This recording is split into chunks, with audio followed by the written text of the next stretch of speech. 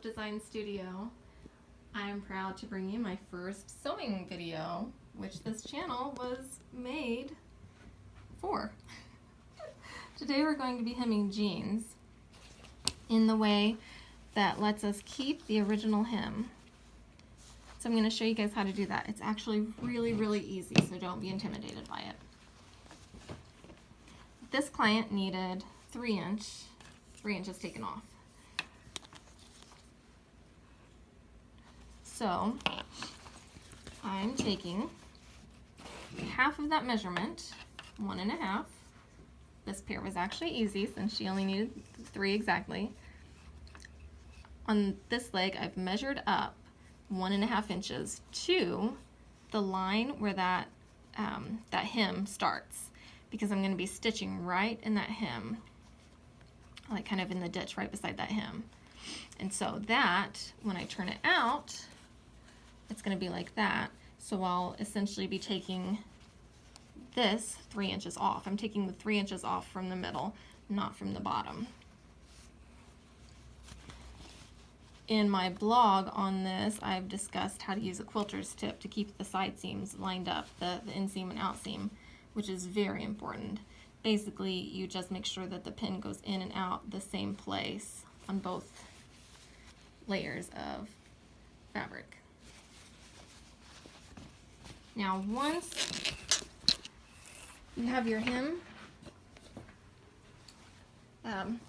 folded up and in place, you're going to want to iron it.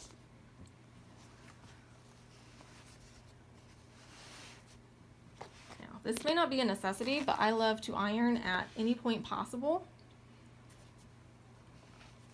because it keeps everything crisp. You make sure that there's not going to be any bubble in the bottom of the hem. Now this, you're going to eventually cut off. You don't really need it, so you could skip this. But my theory in ironing it is that I want all this area where I'm sewing to be as flat as possible. So if this is kind of bubbled up at all, this may not be as flat. Now let's move over to the machine.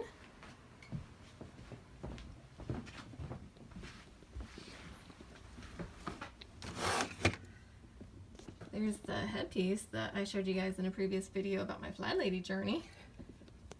This picture's turned out pretty awesome. Okay, so let me see if we can see from this angle. I have the actual, the drawer slid off of my sewing machine so that I can just put it around, put the pant leg around here, this little arm.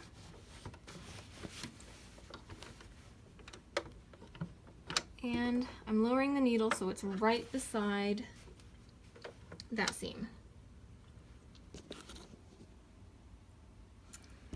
A little bit far from it, actually. Oh, no. It's just far from the stitching. It's next to the fabric.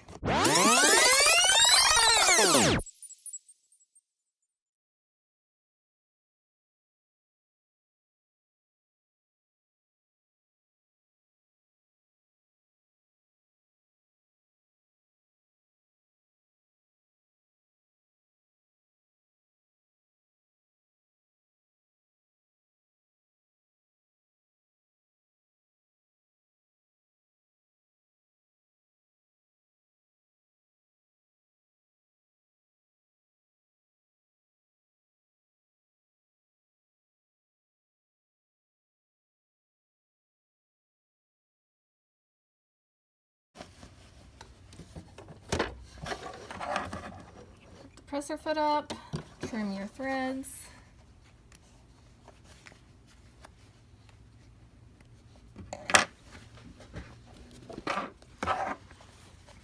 And now it looks like this. Looks like a cuff. But when you turn this down, you see the hem is still on there. And all this is just extra. For this particular project, I am going to ask my client whether she wants them cut off or she wants to leave the hem. I'm assuming she wants to leave the hem, but Most of the other pants she gave me to him are not jeans. It's the only pair of jeans, so I didn't know that she had jeans in there, so I didn't ask. But I'm going to just leave this on, flip it up, iron it really, and use the clapper and really get it flat so that they're wearable. And if she wants it like that, then I can go ahead and cut it and probably serge it right there for her. And let's go back to the iron.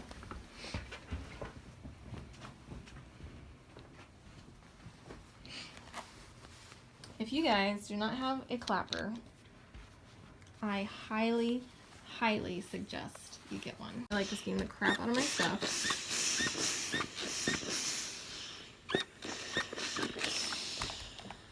And then use the clapper, which is just any board sanded. You can buy clappers on Amazon too, or from sewing supply places. But you just leave it on there long enough for the wood to absorb the steam and the heat and the moisture. And that makes so much of a difference. The clapper may seem excessive and may seem like an extra step, but if you're skeptical, try it. Because if you compare back-to-back samples of just when you press it versus when you use the clapper, oh, there's such a difference. I learned that tip from Angela Wolf on Craftsy class, and she just couldn't say enough about her clapper. And I and my husband buy and cut a board all up, and I actually have it in different sizes. I have this one, just close to a foot, that I can use on long seams. Like if I'm doing like a long skirt or whole pants, I'll use that for the inseam. And I have a baby one for smaller areas. And sometimes I'll put them together and just kind of press them both. That just makes it go quicker.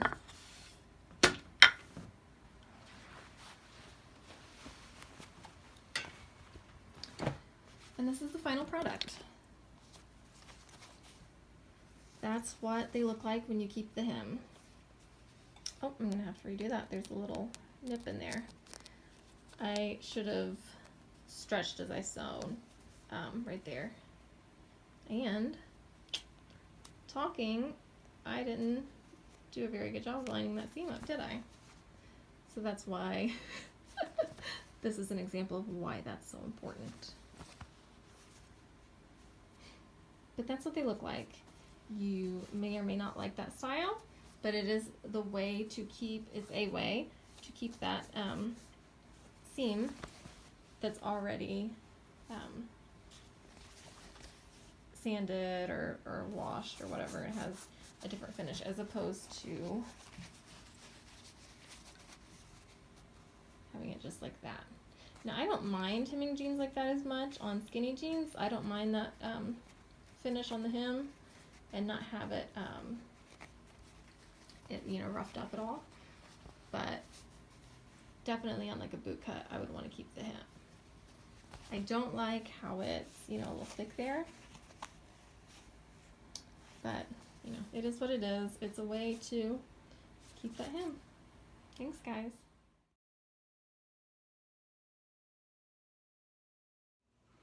All right, lovies. Now the final step in hemming these jeans is to cut the excess off. I've already done that on both sides, and now we are going to serge. That way it won't fray once we turn it up and it's inside. Now your serger can, if you have a serger, use a serger. If you don't, you can just zigzag stitch so that it covers that edge, and that'll finish the edge for you so that it won't fray. My serger can cut through fabric, and that's what I tried to do first, but I actually got this happened. It wouldn't go through, my cutter wouldn't cut through both of those layers. I'm not sure if it's getting dull. I have not changed it for a couple years, so could be dull.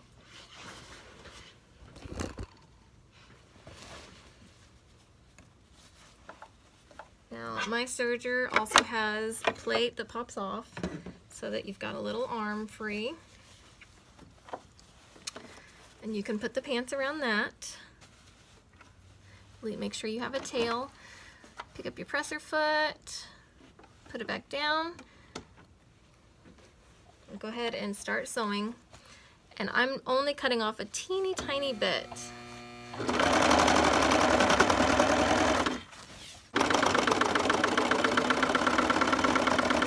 And when I come to those seams, I'm not cutting anything off. If there's a little bit of fraying, I'll let the blade get that on the other parts.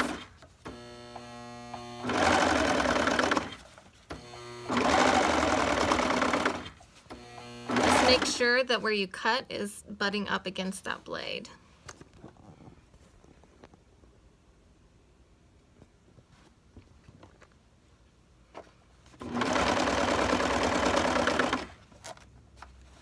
And now I'm all the way around. And with the serger, there's no back stitch, so you just kind of pull the fabric out. Make a tail. I want my tail for this one to be pretty long because I'm going to thread it through. So I have a tail that's super long now. That will be more than adequate.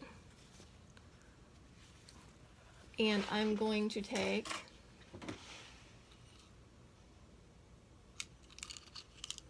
like a big needle, an upholstery needle or something like that. It does not have to be sharp. It can even be one that you use for like cross stitching. This one is actually, oh, it's a little sharp. Watch out. All right. For these, I love the needle threader because you don't have to mess with, I mean, there's not just one thread that you have to get through. You can actually use the needle threader, put the tail through the needle threader, boop, bring it through. We don't need all these extra stringies, so I'm going to cut those off.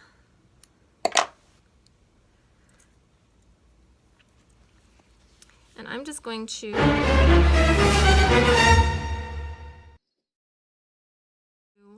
on the wrong side, take it, I don't want it to come loose, but I'm just coming through that serging. So I want it, since I want it to be really secure, I'm gonna loop it around and do it one more time through there.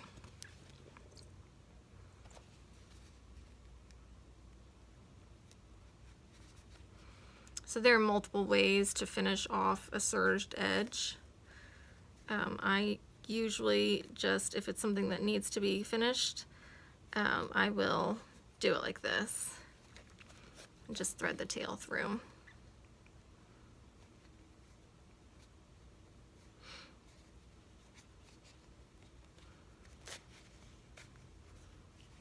I've gone through a few inches.